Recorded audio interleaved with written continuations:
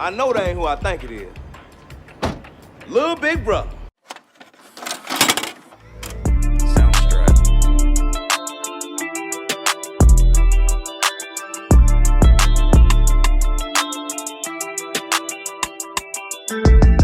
Now, this was a highly requested one. This is not a movie that I've watched often. I'm not too crazy about it, to be honest, but rewatching for this review made me feel differently about it. First of all, the music in this movie took me back, not gonna lie.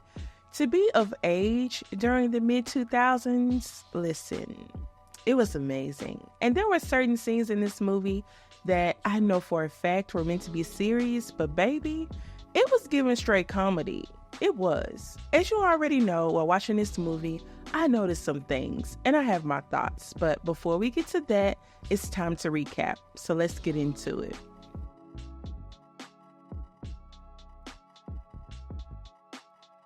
ATL opens up like your average hood film. One thing I noticed is that Hustle and Flow and ATL have similar opening scenes. For example, the focus on the car grill. It's Southern coded, for sure. And we get the skyline, and don't forget the narration by the main character, all the makings of a hood classic. But anyway, we meet our main character, Rashad. It's his last year of high school. He's the oldest. We meet his brother, Ant, and their uncle and guardian, George. George was really excited about this matchmaker survey situation. Heterosexual. Don't get it twisted, baby. We also meet Rashad's friends. We meet Esquire, who was just accepted to an Ivy League school. He attends private school and is serious about his academic future. While he has the grades, there are still some things he needs to secure his future. Sometimes it's not what you know, but who you know. Child, welcome to the real world. We also meet Teddy, who's a super senior. Homeboy is 21, still attending high school. I need you to switch to night school, my boy, if they even still have that. We meet Brooklyn, who was actually from New York. Rashad had already earned all his credits, so he planned to cruise until graduation. And Rashad's brother is a bit of a troublemaker in class. He loved to talk smart to the teacher and get under her skin. The classroom he was in didn't have any air, and when he questioned the teacher about it, she stated that the air was only meant for the honors classes. In what world does that make sense? And is that even legal? Was you in honors classes? Cause you ain't got no AC either. We also learn what Rashad's crew does after school. Teddy makes grills for the low. Esquire is a caddy at a golf course, putting himself around some highbrow people. Rashad usually drives them around when they hang out since he's the only one with a car. They go to a local Waffle House to get a bite to eat. Honestly, I wouldn't mind an all-star special right now. But while they talk, Brooklyn complains about the Southern dialect. Why after every sentence, you call me Shawty? I'm taller than you. Then why y'all gotta say your son after every sentence? I call you son, cause you shine like one. Wow. You feel me? Yep. It's here where we meet Nunu, Rashad's love interest, and her friends, Veda, and Star. Watching this scene back, it was funny how Esquire mentioned how no one knew what school Nunu went to. He was on her ass from day one. But anyway, later that night, they all hit up Cascade to skate. It's here where we meet Rashad's old boo, Tanya, who was in line with a whole other dude, but was still trying to get Rashad's attention. Listen, the music they played throughout this film brought me back. A lot of people asked what it was like to hit the clubs around this time, and child, you just had to be there. A time was had, and there's no evidence. Unless you put it on MySpace, but still.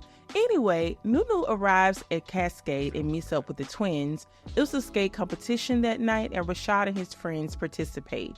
The next day, Tanya questioned Rashad about him ignoring her. She tried to smooth things over by giving him an invitation that he didn't want. My mama not home. You wanna give me a ride? Man, your mama ain't never home. Later, the guys get together to practice for the skate competition. Esquire was clearly the weakest link and observes the neighborhood doughboy, Marcus, as he arrives at a nearby store. We'll meet him soon enough. The guys hit up the community center pool. Nunu was here too.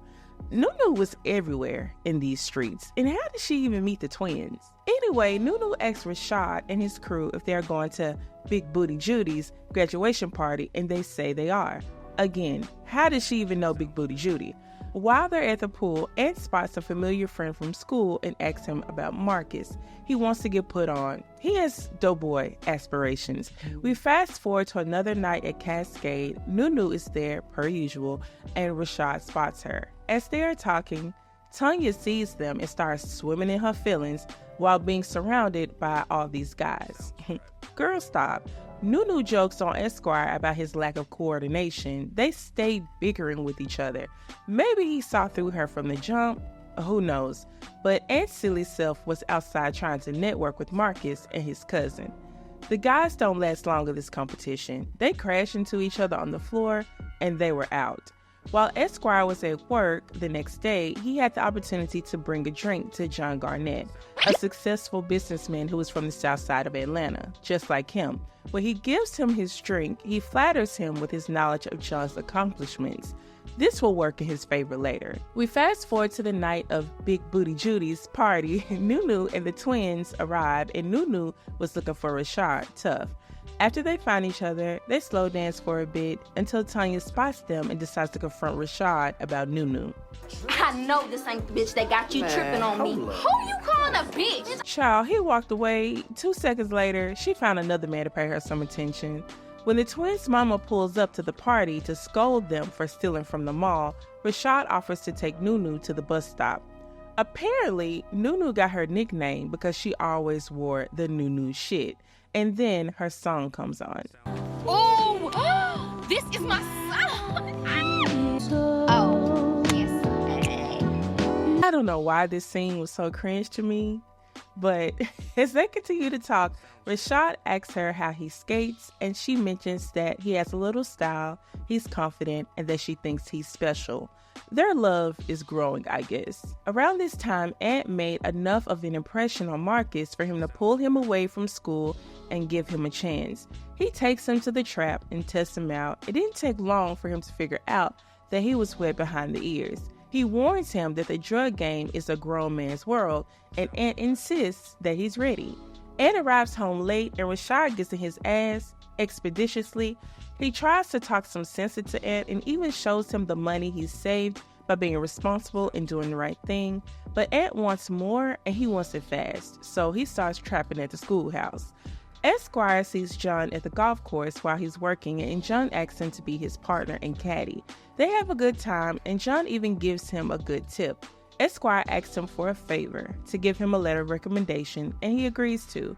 The next night, the crew hangs out at Cascade again. Ann was outside serving and came upon this little lady who was now interested in him all of a sudden.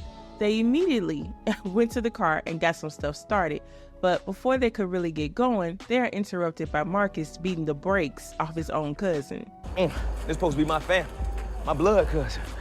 You better not tell my mom. Now, Ant was spooked, and he should be, because if he beat his own cousin like that, just think what he would do to you. Rashad and Nunu hang out at his house after they leave Cascade.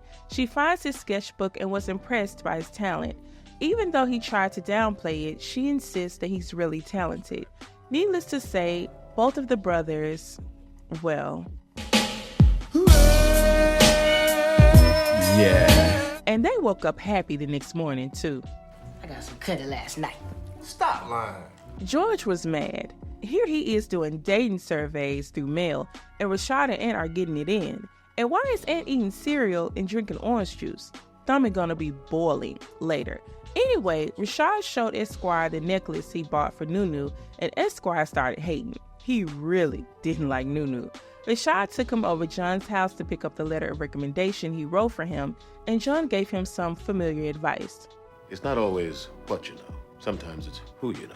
And this is where things got interesting, because John insisted that Esquire meet his daughter, who just so happened to be Miss Nunu.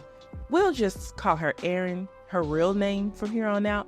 But Esquire was shocked, and Erin's homegirl skedaddled on out of there. It's always a pleasure meeting new people. It's very clear at this point that Erin has been playing a role this entire time, and Esquire already didn't too much care for her, but now he had a reason to. Still, Erin didn't see a problem with what she was doing. Rashad was telling me how Nunu is this and Nunu's so real. I am real. You ain't shit. And then Aaron claimed to be from their hood since her daddy grew up there. Child, that is not the same thing. Basically, Aaron wanted to feel connected to her daddy's roots, I guess. Feel connected to her people, and she did that by cosplaying a hood girl. It makes zero sense to me still after all these years, but Ant was still at school, trapping it up, until the police did a search and found his merchandise. Of course, he got arrested. Marcus bailed him out, but he still expected him to recoup the loss. It didn't take long for Rashad to hear the news, and he was pissed. Think you might have to get in the house for your little big brother get hurt. What you doing with little brother in your car, homeboy? Huh? Rashad gets on Ant's ass about getting arrested and working for Marcus. He was trying his best to be the responsible big brother, but George didn't see the problem since they needed the extra money. This difference in opinions starts an argument between the two. Rashad mentions how he's always trying to rub in the fact that he took them in, when really they took him in since it was their dad's house. George reveals that he didn't want any of this, but did it all so that they wouldn't go into foster care. After this stressful day, he asks Aaron to meet him at Cascade, where they talk. Aaron tried to tell him the truth about who she really was, but Rashad insisted that if the news was bad, he didn't want to hear it, so she didn't tell him. Later that night, he gives her the necklace he bought for her. The next morning, Aunt, Rashad, and George acted like everything was normal. They never talked about their issues, they just acted like it never happened. We fast forward to Sunday night. Rashad, Aaron, and his crew were at Cascade, and Aunt was trapping on the corner. While they're there, Aaron's homegirl snitches on her to her parents, and John shows up to Cascade. He doesn't see Esquire, but Esquire sees him and already knows why he's there. He drags Aaron out of there, and Rashad follows her out, and that's when he learns the truth, that Aaron wasn't as real as he thought she was. When Aaron gets home, she argues with her parents. Her whole thing was that she wanted to be able to choose for herself what school she wanted to go to, who she wanted to be around. Ultimately, she wanted to be around her people, I guess. But her dad felt by her wanting this, she didn't understand how fortunate she was to have the access and resources they worked so hard for her to have. The next day, Rashad and his boys hang out at his house. They joke on him for buying her the necklace in the first place, but shortly after, Aaron pulls up to his house to talk to him. Rashad snatches her necklace and she demands it back. She claimed that she presented herself as Nunu because she didn't want anyone judging her. But Aaron tried her best to make it clear that she was serious about Rashad. Man, what you want from me? Why are you here? I want you to tell me that you forgive me. Tell me that you still care. I don't. Esquire goes in to check on him and to reveal the truth that he knew about Aaron, but Rashad had already put two and two together when he saw Aaron pull up in her car. They have a falling out. We get a montage time where we see Aaron and Rashad in their feelings. Child, she was wiping away invisible tears. Esquire holding his letter of recommendation, and Aunt at his trap post. Esquire meets with John to return the letter of recommendation, and he confesses that he's from the same neighborhood that John comes from. He only got into the private school he currently goes to because he used his work address and that he knew about Aaron. At this point, John thinks Esquire is just a liar, but Esquire showed him that he was much more than that. See, without that letter, I'm gonna make it. And I won't forget Mechanicsville, Georgia made me who I am. With all due respect, sir, it made you who you are. Might help your daughter to know that, too. So, Aaron gets robbed at his trap post. He was taking loss after loss. It was almost like this was a sign that his silly ass shouldn't have been doing this. And it didn't take a rocket scientist to know how Marcus would react. He's seen it himself. He rushes home to grab Rashad's stash, but Rashad had already moved it. He had to come up with $2,000 fast. Meanwhile, Esquire goes to talk to Rashad, but Rashad still wasn't ready. We fast forward to competition night at Cascade. The guys show up, but Rashad didn't. He opted to stay at the house. George goes down to talk to him and basically gives him a pep talk about not regretting your decisions, which prompts him to grab his skates and meet his friends. But before he could leave, he gets a call from Marcus, who was looking for Aunt. Marcus tells him that Aunt owes him $2,000 and that Rashad better find him before he does. My brother ain't your business no more. Like hell. Hey, you better stay away from my little brother, partner. Boy, stop. Big Boy is hilarious. And Marcus finds him before Rashad gets to him and corners him. And honestly, this is the funniest scene of the whole movie. Why did Ed think he was going to be able to run forever? Boy, you're shaking like a stripper. Tighten up. I'm so disappointed in you this evening. Rashad pulls up shortly after and throws the $2,000 in Marcus's face. Owe you some money? Here you go. Oh, shit. Yeah, I'm tired of that. That was so disrespectful. You done hit me in my mouth with some goddamn money. Big Boy had me cackling. I need him to take acting seriously. We need more comedic roles for him, period. Of course, we hear a gunshot and get a fake out. We eventually learn that it was Aunt who got shot. The bullet missed Rashad. Esquire calls Erin and has her come up to the hospital to be with Rashad. They resolve things, I guess. Aunt survives and Rashad tells him that he has to figure life out for himself and that he will no longer be his burden. But honestly, I think he gets it now. And we get a classic hood movie ending where we receive character updates. Teddy eventually graduated, thank God, and opened his own grill shop. Love that for him. Brooklyn got a job he liked. He started a new position at Crystal's. Esquire got a mystery letter of recommendation and was able to attend that Ivy League. Uncle George got him a boo down at the church house. No more dating surveys for him. And Erin was able to convince her parents to let her go to Spelman, and she got that necklace back too.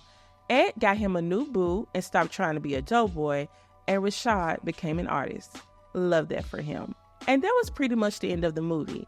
And here are my final thoughts.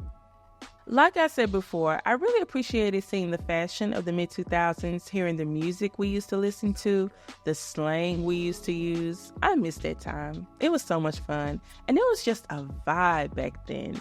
It would take me forever to explain, but those who get it, lived it. But let's get into these characters.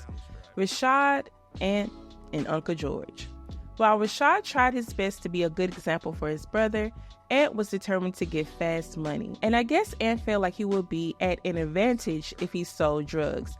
He would have plenty money, he could buy flashy clothes, have flashy things, and get access to the girls who weren't checking for him. Aunt never took into account that those flashy things came at a price. And though Marcus was cutthroat about his funds, he did warn Aunt that this was a grown man's game, but Aunt insisted that he was ready. He didn't get what he was saying until he saw him beat up his own cousin. Aunt was lucky enough to survive being shot, to have a brother that was willing to come save him in the first place, and to have another chance to get it right. I respect that Rashad got where George was coming from when he said that he would have to let Aunt make his own mistakes. I get how it must have been frustrating to see someone willingly go down the wrong path, but sometimes you gotta let them feel their fire with hopes that they get it before they are consumed. Side note, every scene that Big Boy was in, I cackled. We don't talk about how truly hilarious that man is. There is no way all of what he said was in the script. I just wouldn't believe you if you said that it was. Also, I hope that their relationship with their uncle eventually evolved. Though he may not have been the best option, he sacrificed a lot to keep them together and out of foster care. Yeah, he may have gotten free room and board, but he sacrificed his freedom, which is a heavy price to pay, and he loved them that much to do it.